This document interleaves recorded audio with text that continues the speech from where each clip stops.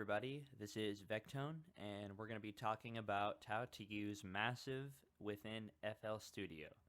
Before I start, I'd like to say that I recently purchased a new microphone for the purpose of recording podcasts, YouTube tutorials, and various sounds for my production. And this tutorial is going to be just a basic layout tutorial for this specific plugin, which is Native Instruments Massive. So let's go ahead and pull up our FL Studio and go ahead and find your Massive plugin. When we look at the basic layout for Massive, we can see a bunch of different boxes. The first three boxes on the left are going to be oscillators. These are what make up the bass sound for your plugin. You can choose to use 1, 2, or 3. If you turn all of them on, and you can do that by pressing the small dark circle and it'll become blue when it's on, you're going to have 3 layers of sound playing at once. Normally, I like to start with just 1 because that way you can get just a basic sound. So the reason they have 3 is for layering purposes, but to get a basic sound you only need to have 1 oscillator turned on. So if you have a MIDI keyboard plugged in, go ahead and press a key or two on your plugin and see if you get any output. I'm going to go ahead and turn the master volume down, which is going to be right here because I think that it starts out a little loud. So I'm going to go ahead and press some input. So we can see that we are getting sound. Okay, so we just need 1 oscillator. Now to go over quick adjustments on the oscillator, the pitch of the note is determined here, and you can go ahead and grab that and pull it up. Just click and drag up to bring it up an octave. That would be 12. You can double click it to reset it, and then you can go and bring it down 12 to bring it down an octave, and you can go all the way to 64 and all the way up to 64. So you can get all the way negative and all the way positive. The wavetable position adjusts what kind of sound you want. So here I have selected square hyphen saw 1, and that's going to be right here in the whole list I have. So imagine the left side of this adjustment would be square only.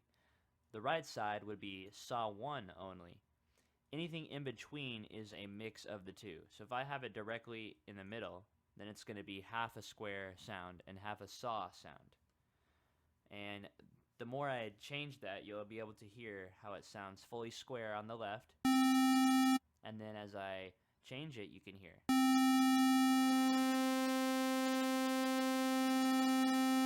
And the square is a little overpowering, but the saw is a little less.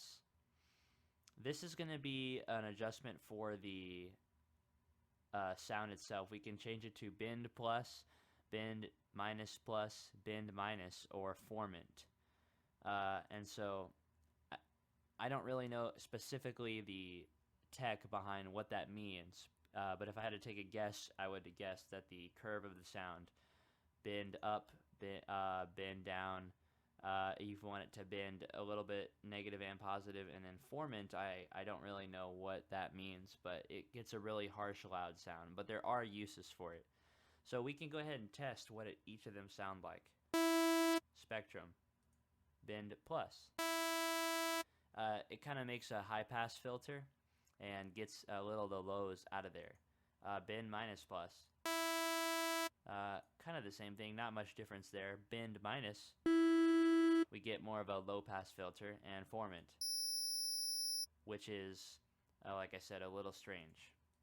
The intensity affects the intensity of the sound, as ironic as that is, but so it almost adds a low pass filter to the sound. The amp is the general volume of the amp. This fader is going to be, if you want the fader to be, the oscillator, to be only on filter 1, which is right here, only on filter 2, which is down here, or in the middle, which will apply both filters at once to the sound. But if I just want filter 1, I'm just going to drag that up to filter 1. Okay, the next thing we're going to go over is Well, we can just go ahead and keep this how it is. So we don't really need to change that in any way. I can go over what these boxes mean a little later. But the next thing we're going to do is go ahead and look at our filter. The filters basically add a little bit of variety to the sound, and they're good for bringing sounds in and taking sounds out and giving them grit and many things like that. So we can look at our filters. We have a low pass, high pass, all pass, double notch, band pass, band reject, scream, daft, comb, and acid. We can select any of these. Like if we get a high pass filter, we'll have the adjustments up here, the titles of each knob will change according to what kind of filter. So for the high pass, we're going to have cutoff.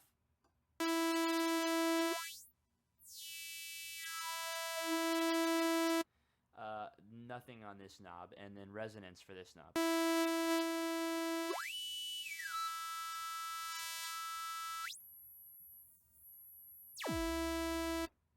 Okay, so you can see that the high pass can make the sound pretty funky.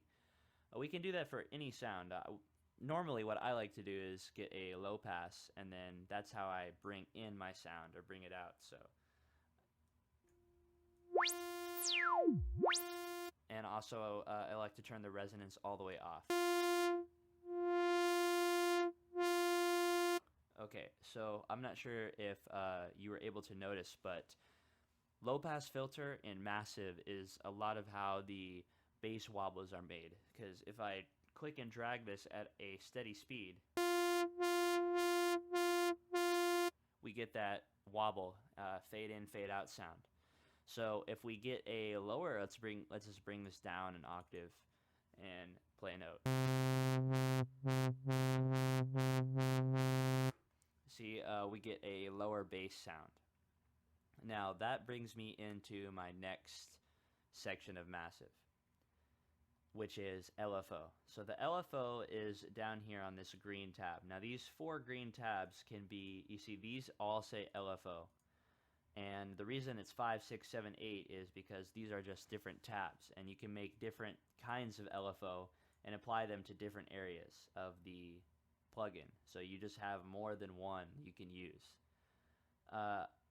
If you click this drop down, you can decide what you want the tab to be, and there are 3 different things. One is LFO, one is performer, which is this one, and we'll talk about this one in a little while. And we also have the stepper, which is how you make gating noises or a lot of kind of video game bit things. And anyways, you can make any of these tabs anything you want. So I'll just go ahead and make LFO, because that's what we're going to be using. Now if you notice, each of the tab have a little 4 arrows near them, and you can click that and you'll get the number of the tab, and this number will stay with your mouse wherever I drag it. And I can apply that to any small dark square that I see by simply dragging up my mouse to highlight it and dropping it by clicking it. Now, I'm going to put this low pass filter on 50% so you can see what this does. So whenever I click the number 5 and drag it up, I'm going to get a little bar around, almost like a health bar. I'm not sure if anyone's played Kingdom Hearts, but it kind of reminds me of the health bar from that game. But yeah, so you can drag it down and get the green on this side. You can drag it all the way up and get the green on this side, or anything in between. And this basically determines the range of the LFO. So if I want my knob to rotate from here all the way around to here in the LFO range, then that's what I would do. If I wanted to do the entire from 0 all the way to 100%, I would just bring it all the way like that. And so it's going to go like this all the way around every time the LFO starts. Okay, so now let's talk about how to adjust the LFO. So now let's just listen to the sound with the LFO applied. I haven't changed anything on this tab.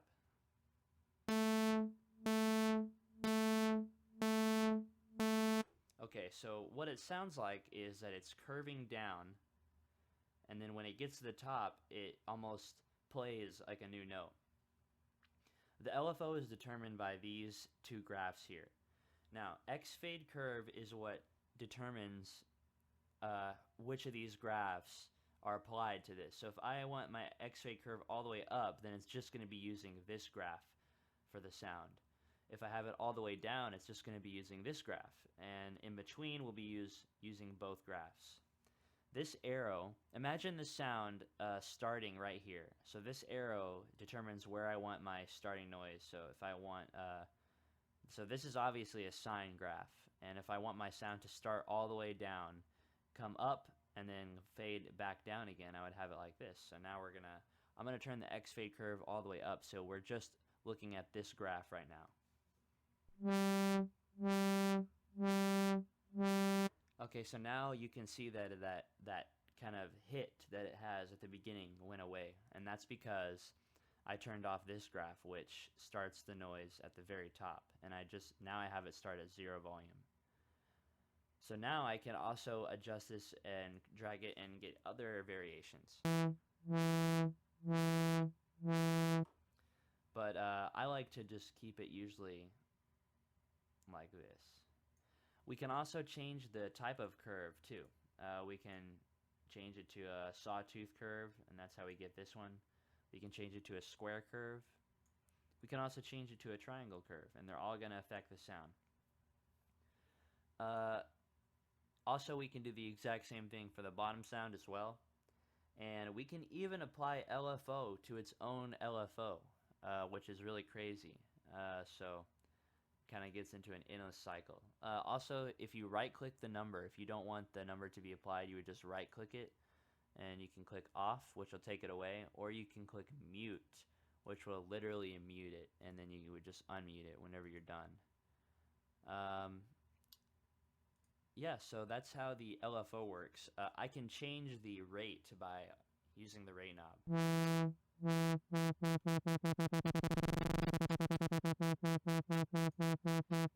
And also, if I want it to sync to the beat, I would just click sync. And I like the restart function. At the end of each bar, it's going to restart, but sometimes I like to put that on and sometimes I don't. You can experiment with it and see how you like it. The ratio determines how fast you want it to LFO, essentially.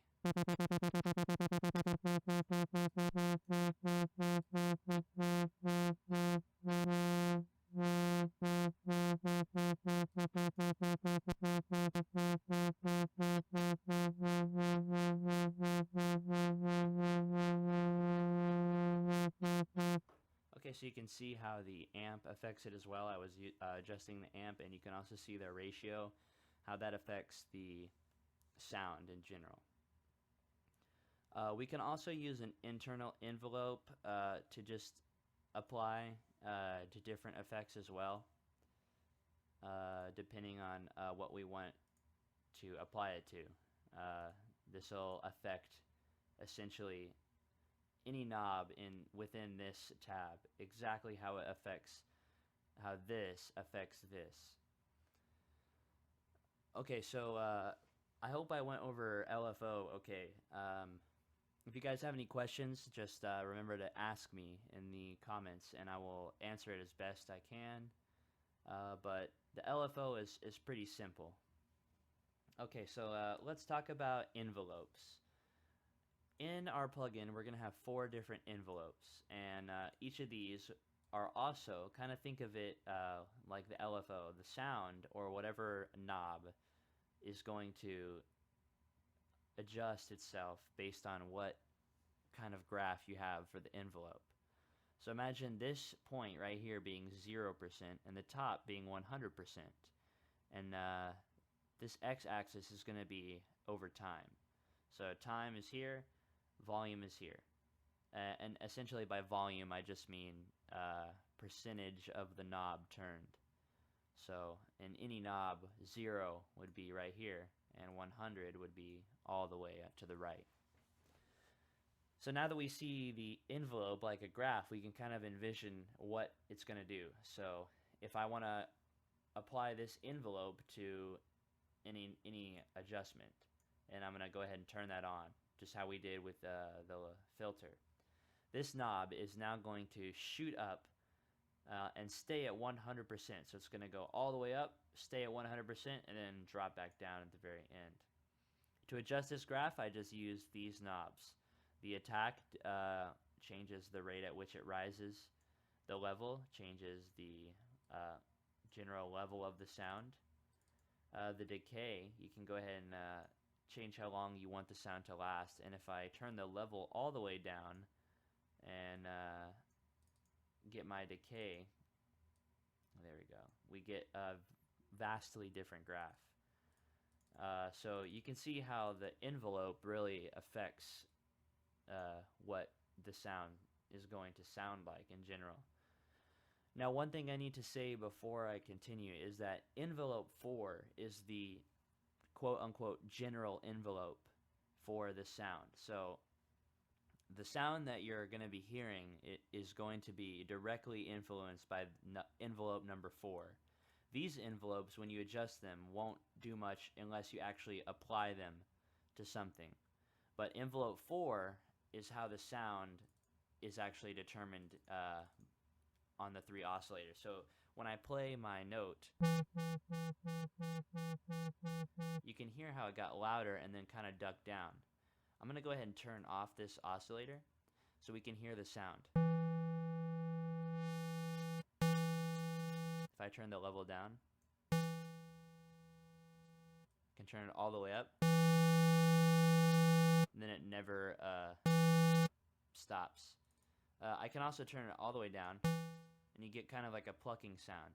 You can turn up the decay to increase that.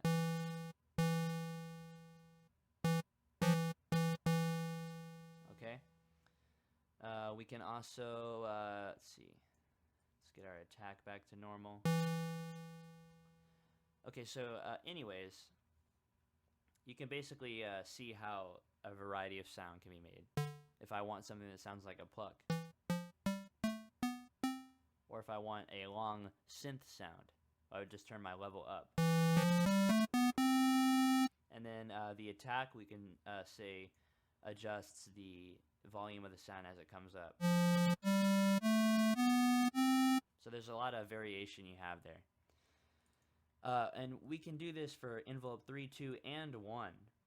And it allows us to take that envelope and apply it to some setting. So let's just have this envelope, how it is applied to the wavetable position of oscillator 1. And if I turn the attack, you'll hear the change in sound. So right there it went from a square sound all the way to a saw sound and stayed that way. You can even add like envelopes to the pitch of the sound. So now this is affecting the pitch, and this is also going to affect the starting tone. So if I bring this number all the way up, I like to bring it up in octaves, but you don't have to. So let's just go up 3 octaves. And now let's listen to our sound.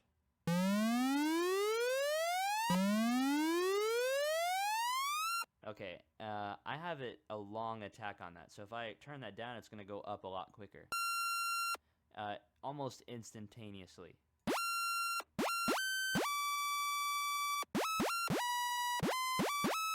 Okay, so adjusting the octave is going to tell you how much it goes up or down. We can even go down octaves.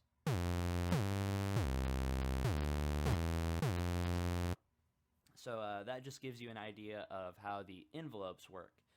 And I am by no means an expert at massive, and I can't tell you exactly the entire explanation for the engineering behind how envelopes work and LFO, and there are a lot of people who know how these work a lot better than me, but when in the 3 years I have been producing music, I've come to find a lot of shortcuts in massive, and just I know how to get a certain sound. I may not be able to explain the science behind how it works, but I can tell you, oh, I want a pluck sound, we'll just turn this knob here and do this. So that's what I'm kind of showing you guys. So yeah, that's how the envelopes work. There's a few other settings that we can go over in a later video. But for now, I want to get to talking about FX, EQ, inserts, and modulation. So let's just turn all this off and have our basic sound again. Okay, our FX tabs are going to be over in this corner. Now, FX we can, in FL Studio and most other DAWs, you just need to assign your instrument or plugin to a free mixer track. And I can add my own effects, whatever I have installed. If I want reverb, I can add reverb.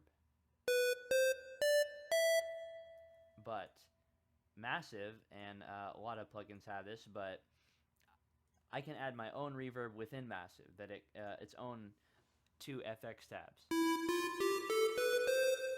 And I can adjust that, the size of the reverb, the wetness and dryness. We can also adjust various other things. We can add phasers to that.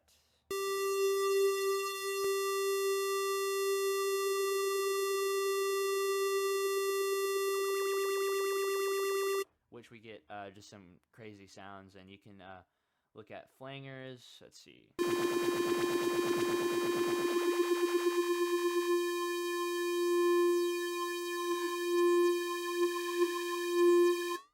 We also have delay. We have delay synced, which you can sync to the beat.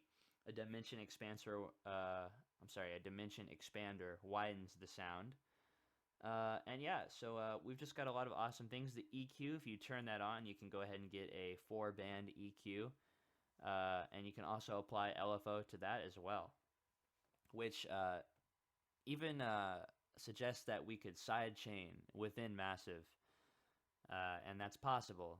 And you can even do that using the filters. But anyways, you can check out my sidechain tutorial for explanation of how to do that as well. Also, if you want to add vibrato to your note, that's going to be in the Oscillator tab. So we've got, this is KTR Oscillator. I'm not sure what KTR stands for. This is a tab I don't typically use too much. I'm not really sure exactly the specifications behind what it does, but I know we can go ahead and listen to our sound as we adjust.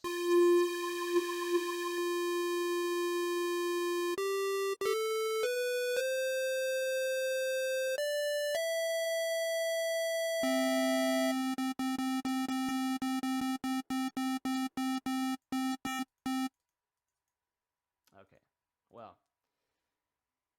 the next tab is the filter, which is another similar looking tab, and we're just going to skip that one for now. Voicing allows us to slide our note. So right now, if I play two notes at once, I'm going to get this. A chord. Now, polyphon right here, this little adjustment, polyphon means that I can play 3 notes or infinite notes at once. A monophon is going to allow only 1 note to play. And I'm playing all 3 and holding them all down, but it's going to slide from 1 note to the next. Mono rotate is a similar thing. Mono rotate hits the note each time and slides up to the next one, restarting the slide each time, while monophon actually slides from note to note without having to restart the pitch. The trigger will allow you to, if I click monophon, one really awesome tip is use monophon and click on legato triller, and that's going to allow the note to slide. And you can adjust the sliding by going into your oscillator and looking at this time knob. So if I click the time and increase the time, so one really, how to get a really cool effect is to turn on your reverb and get the time at about a little less than 12 o'clock.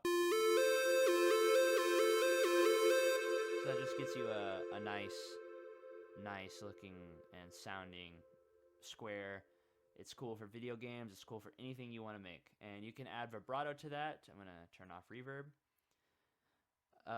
These macro controls are similar to the oscillator, as in I can click the 4 arrows and apply them. The macro controls allow your MIDI controller to just program and control various knobs, 8 of them actually to be exact. And you can use this for live performance if I want to actually adjust settings live. I can just title them by clicking on the number, backspacing, and typing it filter. Okay, so now I would take my macro to my whatever I want, and just whenever I move this knob now, it's going to adjust the range of this knob. Okay, so we're just going to go ahead and turn those off for vibrato. But let's listen to our vibrato as we adjust the depth and the rate.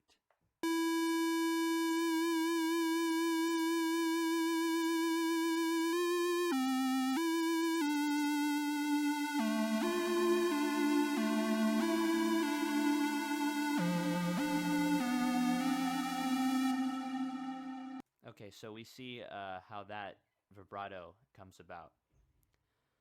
The final thing I want to go over in this tutorial is modulation, which we can add ring mod, a phaser, a position adjustment, and a filter FM to any of the three oscillators. The phaser is the most obviously different adjustment because when I turn my phaser off, when I turn my phaser on,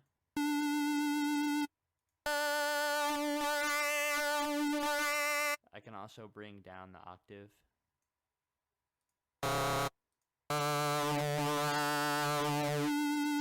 So yeah, the phaser is what really makes a harsh, almost gritty, almost like sandpaper kind of sound. White noise is exactly what it is. You can just add noise to your effect.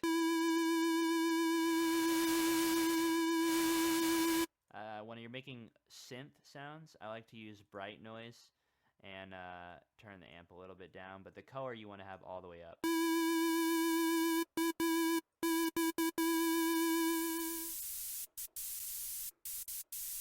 So yeah, and also if you want to make like a rising effect, you can just turn all your oscillators off and have just the noise playing. So let's listen as I adjust the color while I have my noise playing. So you can turn some reverb on it, turn the volume up. Sorry if that's a little loud, but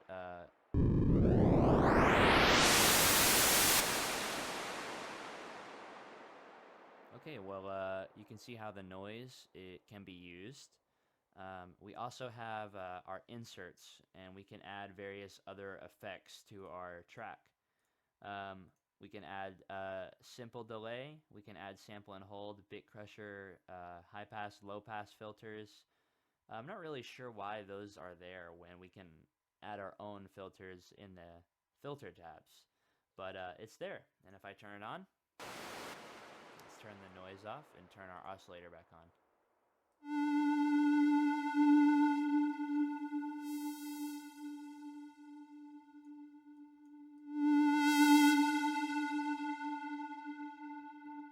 Okay, so we can see the inserts and what those do.